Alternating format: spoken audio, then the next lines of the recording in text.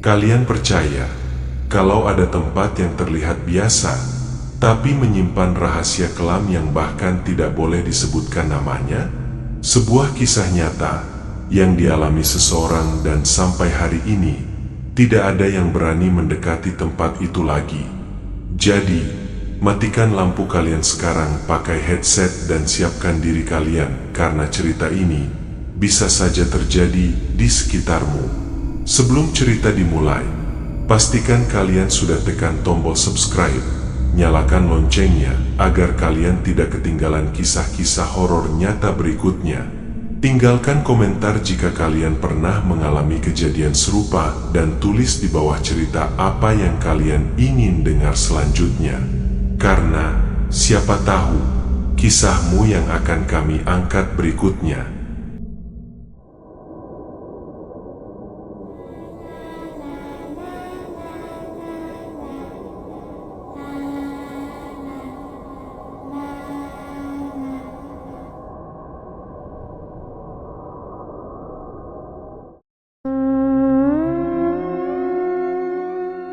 Namanya rumah makan, sederhana, tapi soal rasa dan rezeki, tempat itu jauh dari kata sederhana. Letaknya di pinggir jalan raya penghubung kota dan desa. Bangunannya biasa saja, tembok tua dengan papan nama dari triplek yang sudah mulai lapuk. Tapi entah kenapa, tempat itu selalu ramai. Bahkan di hari-hari sepi, seperti malam Jumat Kliwon atau saat hujan deras sekalipun, antrean tetap mengular.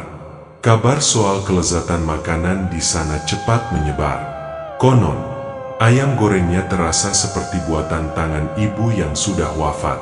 Sambalnya seolah memunculkan kenangan masa kecil yang bahkan tak pernah dialami. Seorang food vlogger bernama Reza, yang biasa mengeksplorasi tempat makan tersembunyi, penasaran dan datang ke sana bersama temannya, Sony. "Ayolah, bro," kata Reza sambil mengatur kamera.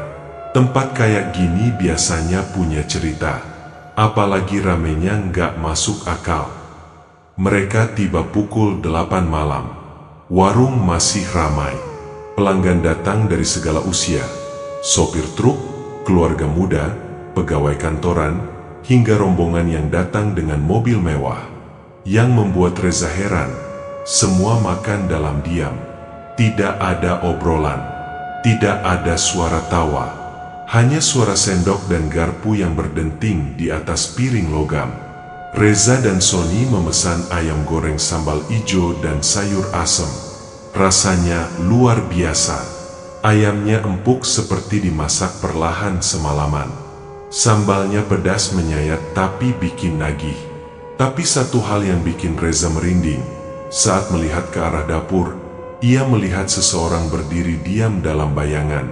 Sosok itu tinggi, memakai kain kafan, dan tidak bergerak sama sekali.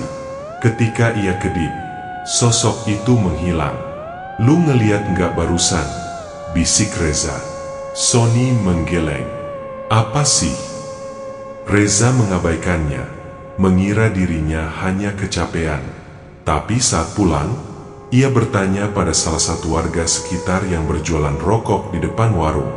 "Pak, itu rumah makan udah lama?" "Ya." Penjual rokok mengangguk pelan. "Lama, sejak saya kecil. Tapi dulunya itu bukan rumah makan." "Lalu?" "Itu kuburan." Reza membeku. "Serius, Pak?" "Iya. Dulu di belakang situ ada makam tua. Bukan makam umum, makam keluarga zaman Belanda. Tapi tiba-tiba tahun 90-an dibangun dapur dan warung makan, dan anehnya, makin ramai." Reza merasa tengkuknya dingin. "Terus, makamnya dikemanakan?"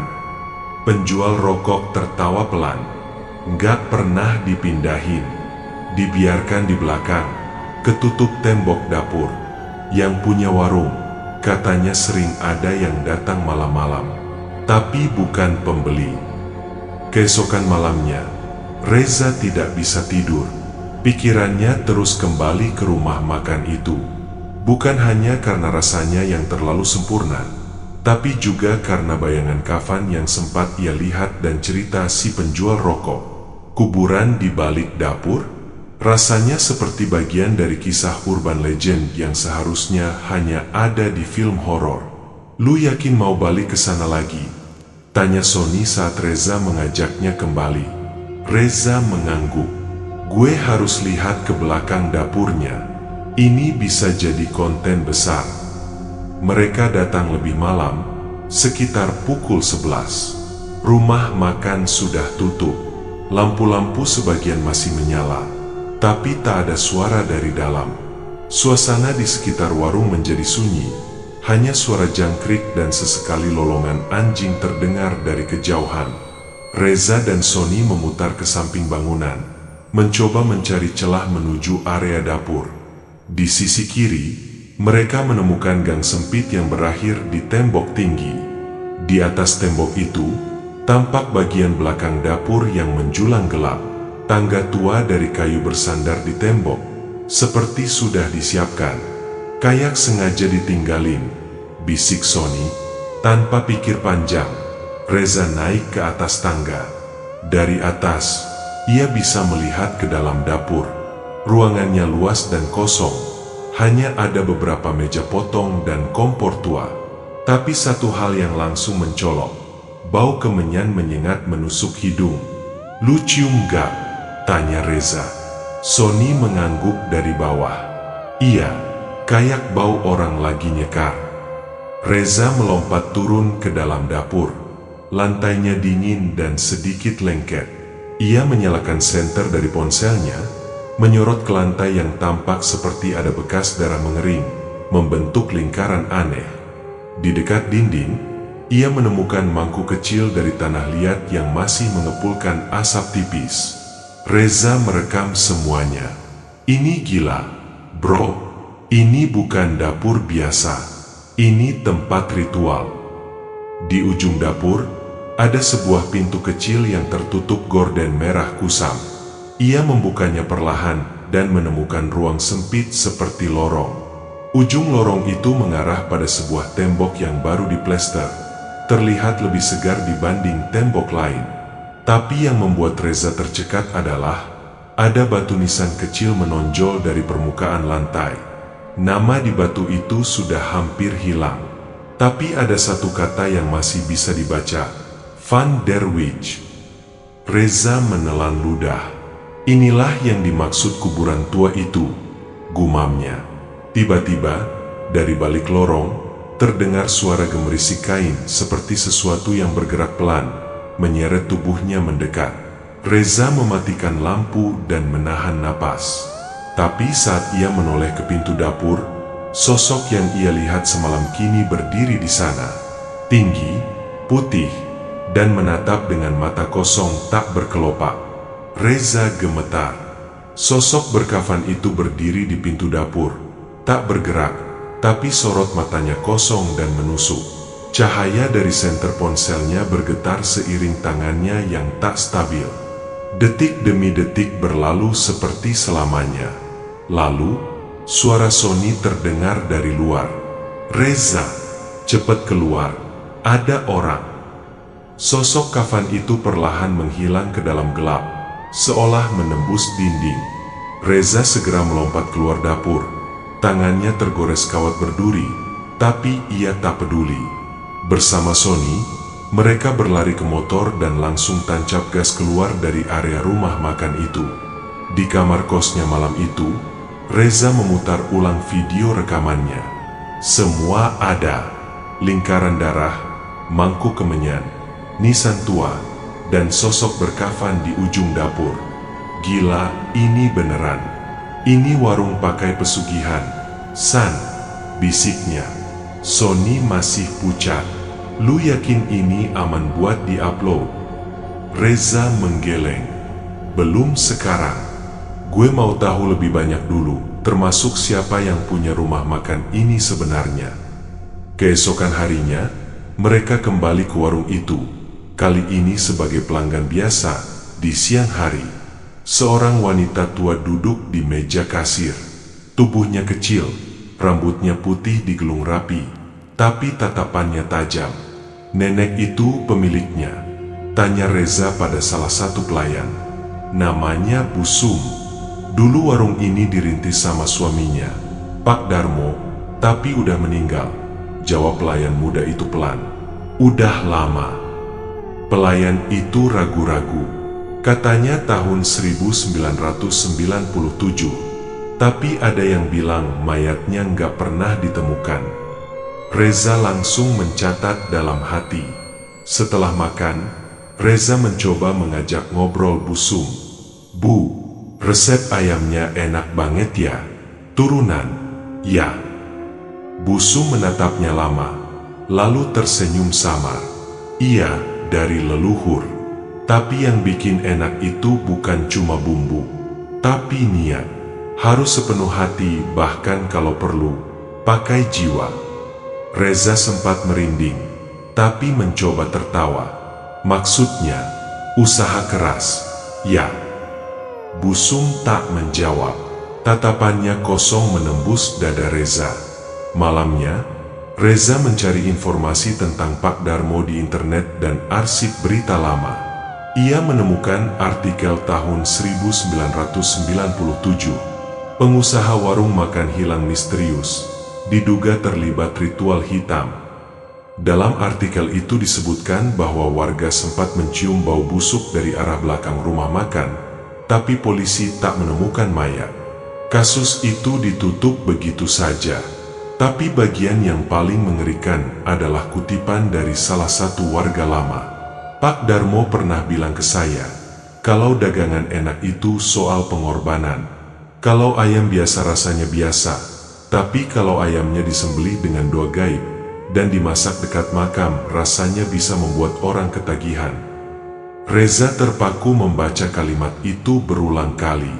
Tiba-tiba, pikirannya kembali ke rasa ayam goreng kemarin, terlalu empuk, terlalu bernyawa. Dan pertanyaan paling menyeramkan pun muncul. Apakah semua daging yang disajikan di warung itu benar-benar ayam? Sejak pulang dari rumah makan itu, hidup Reza tak lagi tenang. Malam-malamnya selalu dihantui mimpi yang sama. Ia berada di dapur gelap dengan tembok berlumur darah. Dari balik dinding, terdengar suara ketukan pelan tapi konstan, seperti seseorang yang dikurung dan ingin keluar. Di ujung dapur, sosok berkafan berdiri mengawasinya. Tak pernah mendekat, tapi setiap mimpi, ia semakin dekat. Reza bangun setiap malam dengan peluh dingin membasahi tubuh. Nafasnya terengah, dan udara di kamar terasa berat, lembab seperti aroma ruang mati. Sony mulai khawatir. "Bro, lu harus berhenti. Ini udah bukan soal konten lagi. Lu diganggu, ngerti gak?" Reza mengangguk lemah, tapi rasa ingin tahunya terlalu besar. Ia merasa seperti sedang membuka rahasia yang sudah lama ingin dibuka, seperti suara-suara dari balik tembok yang meminta tolong. Malam itu, Reza mencoba meditasi sederhana, menyalakan dupa, dan menuliskan semua yang ia alami di buku catatan. Tapi saat ia memejamkan mata, sesuatu yang tak masuk akal terjadi. Tembok kamarnya berdetak. Tok, tok, tok. 3 kali. Persis seperti di mimpinya. Ia membuka mata lebar-lebar. Tidak ada apa-apa. Tapi jantungnya berdegup makin cepat. Ia mendekati tembok, menempelkan telinganya. Sunyi. Kemudian suara itu kembali. "Tolong, aku di sini."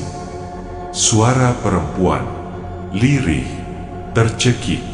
Reza terlonjak mundur. Punggungnya menabrak meja. Lampu kamarnya tiba-tiba padam. Layar laptopnya menyala sendiri dan menampilkan video yang belum pernah ia rekam. Rekaman dapur rumah makan, tapi lebih tua, dengan nuansa warna kuning kusam seperti VHS. Di video itu, tampak seorang wanita muda terikat di kursi kayu, mulutnya disumpal kain, tubuhnya gemetar. Lalu, dari sudut dapur, muncullah Busum, masih muda. Wajahnya tanpa ekspresi saat menghunus pisau dan mulai mendekati si wanita. Reza teriak, mematikan laptopnya. Tapi layar tetap menyala. Video terus berputar, memperlihatkan proses yang tak sanggup ia saksikan. Ia tutup laptop dengan keras. Malam itu, ia tidur dengan lampu menyala dan pintu terbuka. Pagi harinya, Reza mendatangi kantor kelurahan untuk mencari informasi tambahan. Ia menyamar sebagai mahasiswa yang sedang meneliti sejarah bangunan tua. Pegawai tua di sana, Pak Warto, mengangguk pelan saat mendengar nama rumah makan itu. Itu dulu tanah kuburan keluarga Belanda. Tapi bukan cuma kuburan biasa. Dulu ada rumor, salah satu perempuan dari keluarga itu bunuh diri di dapur setelah dipaksa menikah dengan pria pribumi. Nama ceweknya, Maria van der Wijk. Reza tercekat, dan jasadnya dikubur di situ juga. Tanyanya, Pak Warto mengangguk. Iya, ada satu nisan kecil yang gak boleh dipindah. Katanya, arwahnya gentayangan. Tapi sejak rumah makan itu berdiri, gak ada gangguan lagi. Mungkin karena dia udah dikasih teman. Teman? Reza bingung. Pak Warto menatapnya tajam. Ya, tumbal. Arwah gak akan tenang kalau cuma sendiri.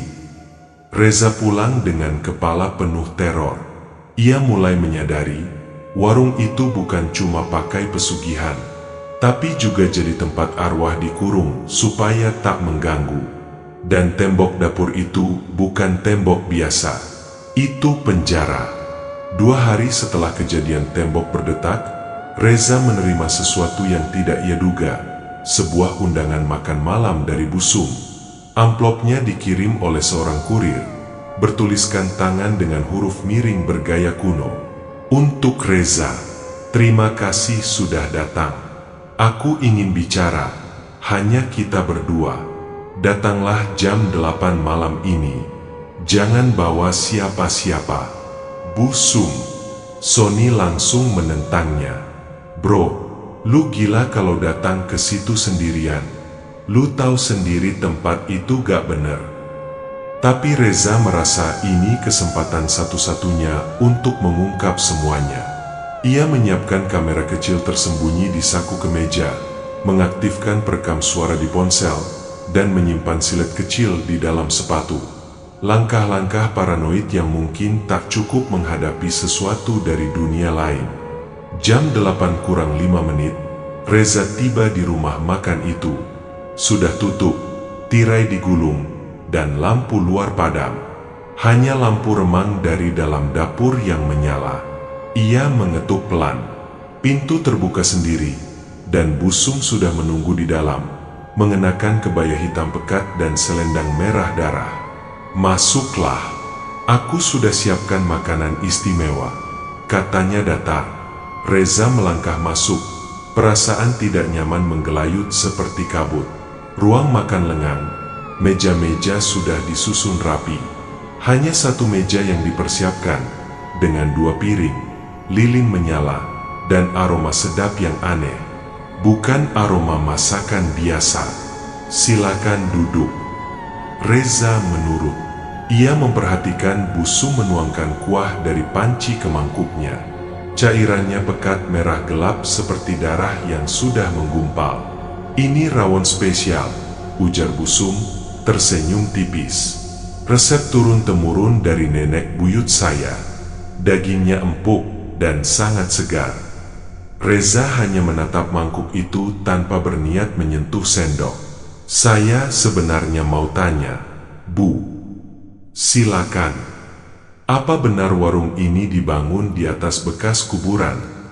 Busum tertawa pelan, tapi tawanya berat, seperti orang tertawa sambil menyimpan kemarahan. Kau pikir aku tidak tahu siapa kau? Kau dan temanmu masuk ke dapur malam-malam. Kau pikir aku tidak melihat? Reza mulai panik, tapi tetap duduk. Maaf, Bu. Saya cuma ingin tahu, apakah benar tempat ini melakukan pesugihan? Busum menatapnya tajam. Semua orang ingin hidup enak. Tapi tak semua berani bayar harganya. Saya berani. Saya berikan apa yang diminta. Dan tempat ini terus ramai. Bahkan, kamu juga kembali, kan? Reza berdiri. Saya harus pergi. Namun Busu menepuk meja dengan keras. Suara itu membuat lampu berkedip. Pintu di belakang terkunci sendiri. Suara lolongan lirih terdengar dari dapur. "Aku akan tunjukkan siapa yang kamu cari," ujar Busum sambil melangkah ke arah dapur.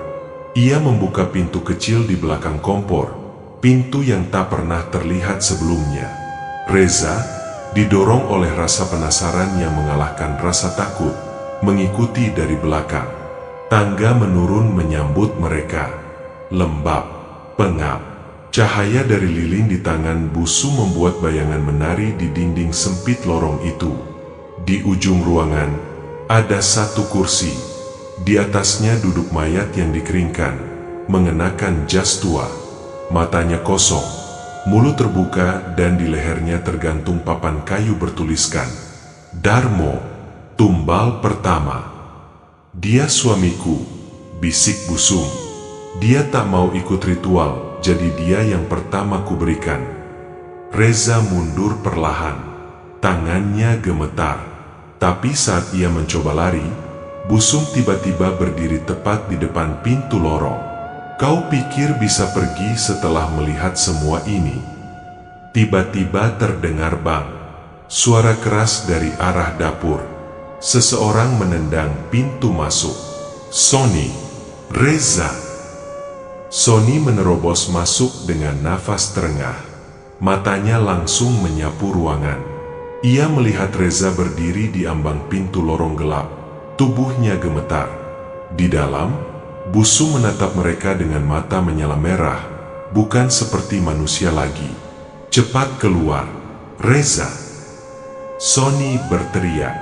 Namun pintu ke dapur menutup sendiri dengan hentakan keras. Lampu-lampu padam.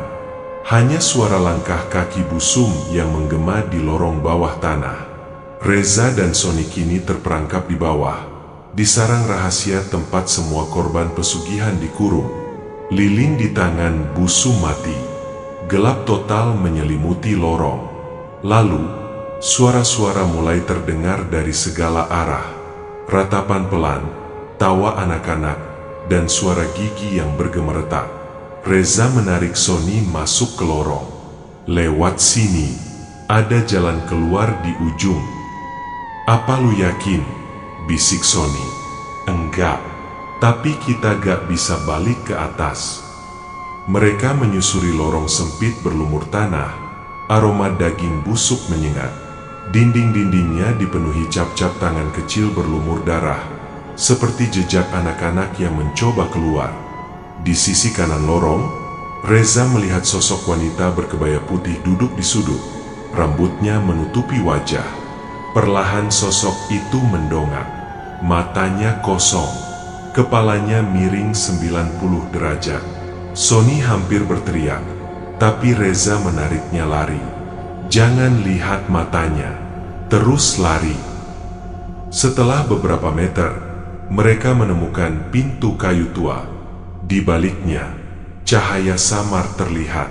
Reza mendorongnya, dan mereka masuk ke sebuah ruang batu seperti ruang bawah tanah. Tapi ini bukan ruang biasa. Di tengah ruangan ada altar sesaji, berisi kepala kambing, keris berkarat, dan foto-foto lusuh para korban. Wajah mereka seperti habis disilet. Di belakang altar, ada cermin besar retak dengan tulisan merah, "Bayar dengan darah. Jangan bawa keluar rahasia." Reza mendekat untuk melihat isi cermin. Tapi yang ia lihat bukan bayangannya, melainkan dirinya sendiri sedang disembelih oleh Busum. Tiba-tiba, tangan dingin mencengkeram bahunya dari belakang. "Ra'ah!"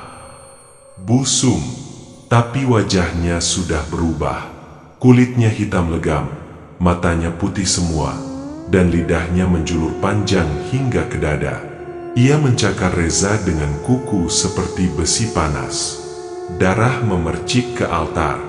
Sony mengambil keris dari altar dan menikam dada busung. Sosok itu menggeram, berteriak seperti suara puluhan orang sekaligus. Tubuhnya menggeliat, kemudian membara dan hancur seperti debu. Namun, lorong mulai runtuh. Lari, Reza! Lorong ini mau ambruk. Mereka berlari, melewati ruangan demi ruangan. Suara batu jatuh dan jeritan arwah terdengar di setiap sudut. Salah satu dinding roboh, memperlihatkan tumpukan mayat tua yang membatu, tumbal-tumbal masa lalu. Di ujung lorong, cahaya bulan terlihat. Mereka mendobrak pintu kayu dan keluar, langsung ke belakang rumah makan. Di dekat pohon besar tempat kuburan tua berada, mereka berdua jatuh terduduk di tanah. Nafas memburu, tubuh penuh luka dan debu. Rumah makan di belakang mereka kini tampak remang, seperti tak berpenghuni. Jendelanya pecah, dan suara gamelan yang dulu sering diputar di dalam, berhenti total. Kita berhasil, gumam Reza lirih. Namun, ketika ia menoleh ke arah Sony, temannya itu hanya menatapnya dengan wajah bingung. "Reza, lihat tangan lu." Reza menunduk. Goresan panjang berbentuk simbol segitiga berdarah kini tergurat di lengannya. Tiba-tiba, bisikan itu kembali. "Kau sudah melihat, maka kau takkan bisa lari." Sudah 2 hari berlalu sejak pelarian Reza dan Sony dari lorong neraka di bawah rumah makan busung. Tapi Reza tak bisa tidur. Simbol segitiga berdarah yang tergurat di lengannya tak kunjung hilang. Bahkan ketika ia mencoba membasuhnya dengan air garam dan membaca doa-doa, simbol itu malah terlihat semakin jelas, seperti membara dari dalam kulit. "Lu harus ke orang pintar," kata Sony dengan wajah cemas. "Ini bukan luka biasa, Za. Ini kayak cap kepemilikan." Reza hanya mengangguk lemas. Ia merasa tubuhnya makin berat. Malam-malamnya dipenuhi mimpi buruk. Sosok-sosok tanpa wajah berdiri di ujung tempat tidur. Tangannya menjulur sambil berbisik, "Kembalikan yang telah kau ambil." Yang membuatnya lebih takut, saat pagi datang, kakinya penuh lumpur dan tanah kuburan. Seolah tubuhnya benar-benar berjalan ke tempat terkutuk itu tiap malam tanpa sadar. Sony akhirnya membawa Reza ke seseorang, Mbah Wiryo, seorang dukun sepuh di pinggiran kota yang dikenal menolak praktik pesugihan, namun paham betul dunia gaib dan segala tumbalnya. Saat melihat tangan Reza, Mbah Wiryo langsung menyipitkan mata. "Ini bukan sekadar luka, Le," gumamnya pelan. "Ini cap dari perjanjian tua, segitiga darah dari pesugihan Jagat Asu." "Jagat Asu?" tanya Reza bingung. Mbah Wiryo mengangguk. "Pesugihan dari zaman Mataram. Dulu dilakukan oleh pedagang yang ingin kekayaannya abadi. Tapi syaratnya, setiap 7 tahun harus menumbalkan orang yang paling dipercaya. Biasanya pelayan, saudara, bahkan suami sendiri." Sony menimpali. "Berarti suaminya busung?" "Ya, Darmo, tumbal pertama." Mbah Wiryo melanjutkan, "Dan sekarang karena kamu melihat, kamu ikut tercatat dalam daftar pewaris darah." Reza tercengang. "Saya nggak pernah ikut perjanjian apa-apa." "Tapi kamu melihat altar. Kamu lihat wajah para tumbal, dan kamu tahu rahasia di balik rumah makan itu. Sekarang kamu bukan lagi orang luar, kamu warisannya." Suasana mendadak dingin. Angin menerpa dari celah-celah rumah kayu Mbah Wiryo.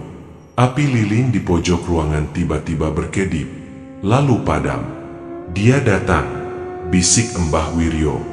Dari luar rumah, suara gamelan pelan terdengar, tapi bukan gamelan biasa. Irama gamelan itu berjalan mundur, seperti diputar terbalik. Lalu bau daging terbakar menguar di udara. Reza berdiri panik. "Saya harus ngapain?" Mbah Wiryo membuka kotak kayu. mengeluarkan kain mori dan sebilah pisau kecil berukir mantra. Ada satu cara untuk melepaskan cap ini, tapi kamu harus kembali ke tempat itu, ke altar dan membakar seluruh benda pesugihannya. Jangan biarkan satu pun tersisa. Dan kalau saya gagal, suara Reza gemetar. Mbah Wiryo menatapnya dalam-dalam. Kalau kamu gagal, roh-roh tumbal akan datang.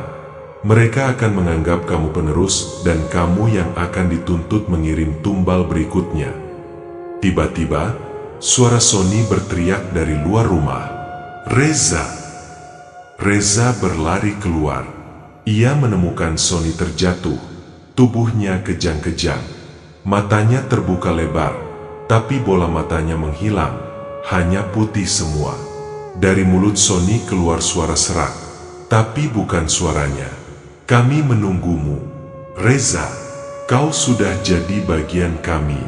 Kembali sebelum malam Jumat Kliwon. Sony pingsan. Reza menggigil. Waktu mereka hanya tinggal 3 hari. Malam Jumat Kliwon datang.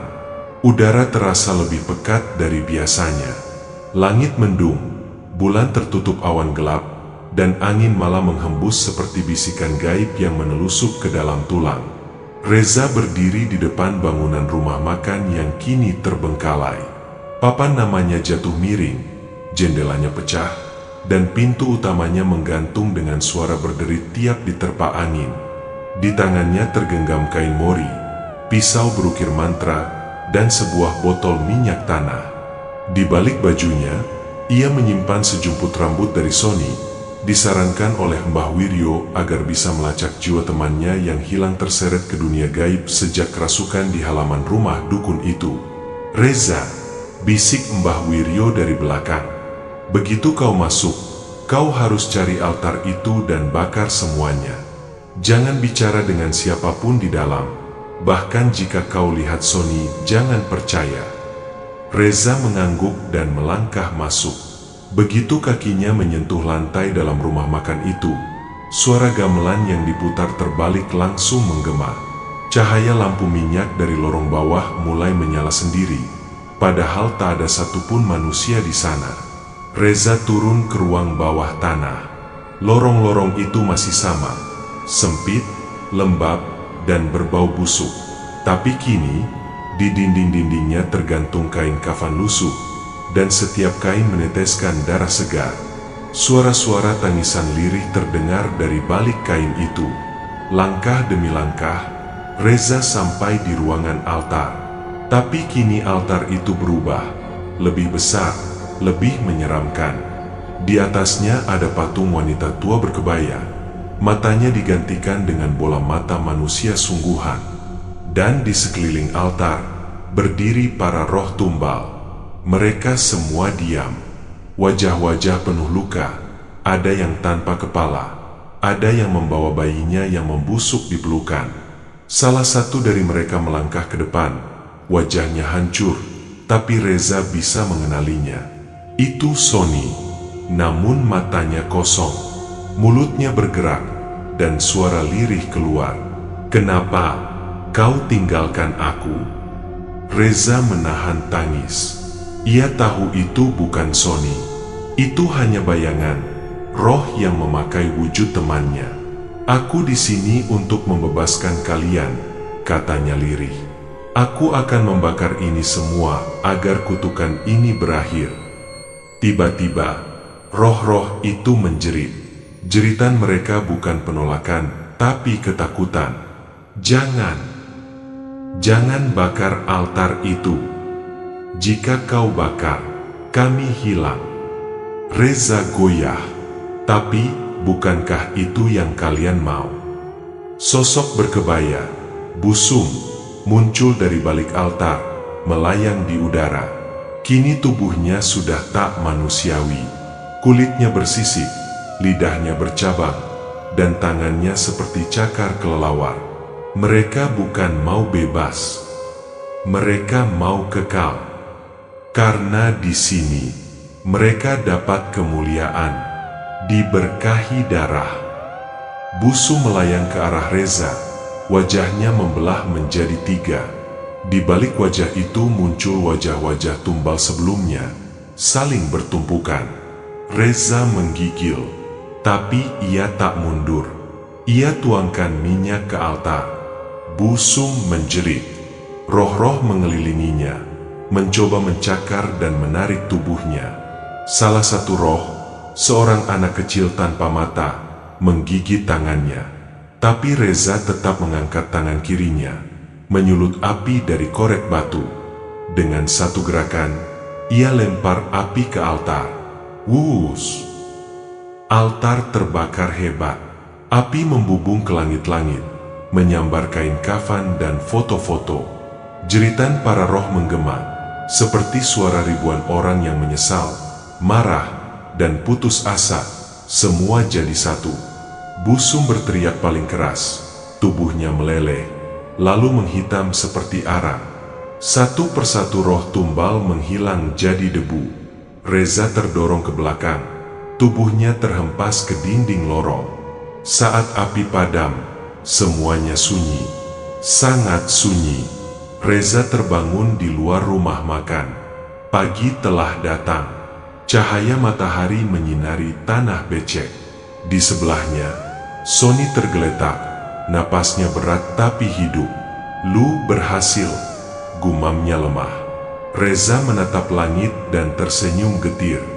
Gue nggak yakin, tapi setidaknya kita keluar hidup-hidup.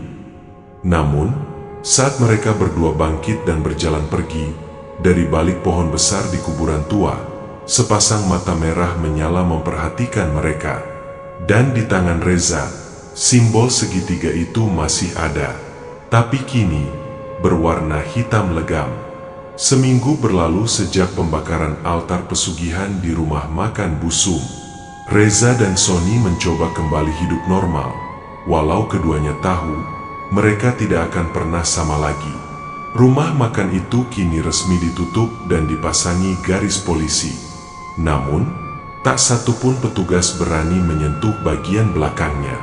Setiap malam, warga sekitar melapor mendengar suara gamelan, aroma daging terbakar, dan tangisan bayi dari balik semak-semak. Yang lebih aneh, kuburan tua di belakang rumah makan kini selalu basah, seperti tanahnya bernapas. Sony mulai pulih, namun sering linglung. Kadang berbicara sendiri, seolah mendengar suara dari tempat lain. Reza pun tak lebih baik. Mimpi buruk masih membayanginya setiap malam. Tapi mimpi-mimpi itu berbeda. Bukan sekadar teror, tapi seperti panggilan. Panggilan untuk kembali. Suatu malam, Reza mengunci dirinya di kamar. Ia tak tahan lagi. Simbol segitiga di lengannya semakin menghitam, berdenyut seperti luka terbuka. Setiap malam kliwon, simbol itu mengeluarkan cairan hitam berlendir dan membuat tubuhnya menggigil hebat. Ia buka laptop dan mencari semua informasi tentang pesugihan Jagat Asu. Dan di salah satu forum lama, Reza menemukan tulisan yang membuat darahnya membeku. Setelah altar dibakar, kekuatan akan berpindah ke penyaksi terakhir. Ia menjadi tuan baru yang terikat darah. Maka, warisan kutukan tidak mati, hanya berganti tangan. Reza menutup laptopnya perlahan. Kepalanya berdenyut keras. Aku, tuannya sekarang. Tiba-tiba lampu kamarnya mati. Layar laptop menyala sendiri, menampilkan wajah Busum, hancur, namun tersenyum. Selamat datang, Reza penerusku. Lalu layar pecah sendiri. Kaca beterbangan, mengenai tangan Reza. Tapi anehnya, darah yang menetes tidak berwarna merah. Hitam, pekat, seperti cairan dari kuburan. Keesokan harinya, Sony menemuinya dengan wajah panik. "Za, lu harus lihat ini." Ia menunjukkan foto kuburan belakang rumah makan yang difoto oleh warga. Di antara nisan-nisan tua, muncul nisan baru, terbuat dari batu hitam legam. Di sana tertulis, Reza Wiranata, lahir 1997 wafat. Menyusul, Reza membeku. Tangannya gemetar hebat. "Gue belum mati." "Belum," bisik Sony. "Tapi itu kayak kontrak. Kuburan lu udah disiapin." Tak lama setelah itu, Reza mulai melihat hal-hal yang tak masuk akal. Setiap kali ia menatap cermin, sosok di baliknya bukan dirinya, tapi busung. Kadang, di kaca mobil, di layar HP, atau bayangan di air kolam. Dan pada malam berikutnya, ia bangun di kamar yang penuh dengan tanah kuburan. Di dinding kamarnya tertulis dengan darah, "Tumbalmu belum lunas." Reza akhirnya kembali menemui Mbah Wiryo. Namun rumah sang dukun sudah kosong. Di atas tikar anyaman, hanya ada satu benda, tongkat kayu dengan simbol segitiga. Seolah Mbah Wiryo tahu, waktunya telah habis dan kini semua tanggung jawab itu di tangan Reza. "Lu harus kabur dari sini, Za," ujar Sony. "Enggak bisa. Kalau gue pergi, tumbalnya bakal diambil dari yang terdekat." Sony mengerti maksudnya. Jika Reza lari, maka keluarganya, sahabatnya, dialah yang akan menjadi tumbal baru. Pesugihan, jagat asu, menuntut darah, bukan alasan. Dan kini, Reza bukan lagi korban. Ia sudah menjadi bagian dari perjanjian itu. Tuan tanpa kehendak, pewaris kegelapan. Reza berdiri di ambang malam yang kelam, di depan kuburan tua di belakang rumah makan yang kini telah menjadi sumber kutukan abadi. Tangannya yang menghitam memegang tongkat kayu bertanda segitiga, warisan yang tak pernah ia inginkan, tapi kini melekat di tubuhnya. Malam itu adalah malam Kliwon, waktu di mana batas antara dunia nyata dan dunia gaib paling tipis. Suara gamelan terbalik terdengar samar dari kejauhan, seolah memanggilnya kembali ke kegelapan. Sony berdiri di sampingnya, mata merahnya memantulkan ketakutan dan harapan. "Za, kita harus putuskan sekarang. Kita bisa cari jalan untuk membebaskanmu, tapi itu berarti kau harus jadi tumbal terakhir." Reza menghela napas panjang, wajahnya penuh penat. "Kalau aku menyerah, siapa yang akan terluka? Aku bukan mau jadi pembawa kutukan ini. Tapi kalau aku melawan, aku takut malah menjerumuskan kalian semua." Sony menggenggam tangannya erat. "Kita hadapi bersama. Tidak ada yang harus tumbal selama kita masih punya nyawa." Mereka memasuki kuburan. Tanah lembab dan aroma kematian menyambut. Di tengah, sebuah peti mati berukir simbol segitiga berdiri, menunggu untuk dibuka. Saat Reza menyentuh peti itu, tiba-tiba sosok Busu muncul, lebih mengerikan dari sebelumnya. Tubuhnya penuh luka, matanya menyala merah. "Waktu sudah habis, Reza. Engkau harus bayar darah terakhir, atau semua yang kau cintai akan jadi tumbal berikutnya." Reza mengangkat tongkatnya dan membaca mantra yang diajarkan Mbah Wiryo. Api biru menyala di ujung tongkat, menyelimuti peti mati. Pertarungan antara manusia dan kegelapan pun terjadi. Reza merasa kekuatannya semakin terkuras, namun dengan tekad kuat, ia terus bertahan. Akhirnya, dengan suara terakhir, ia memaksa peti itu tertutup rapat, mengurung Busung selamanya. Tubuh Reza ambruk, wajahnya berubah kembali normal. Tapi simbol segitiga di lengannya kini memudar, menghilang perlahan. Sony menolongnya berdiri. "Kau berhasil, Za. Kita bebas." Namun, saat fajar menyingsing, bayangan hitam muncul di balik pepohonan. Sebuah bisikan berkata, kutukan ini akan terus hidup selama ada yang memanggilnya.